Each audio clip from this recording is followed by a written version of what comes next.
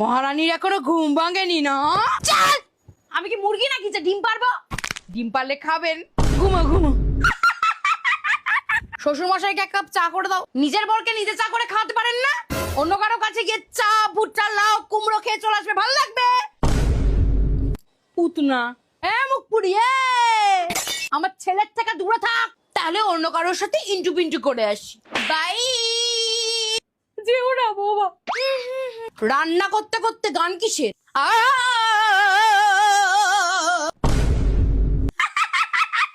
এই ঢেমনি মুখী, এই শ্বশুর আসছে না, গোমটা নামাও, গোমটা।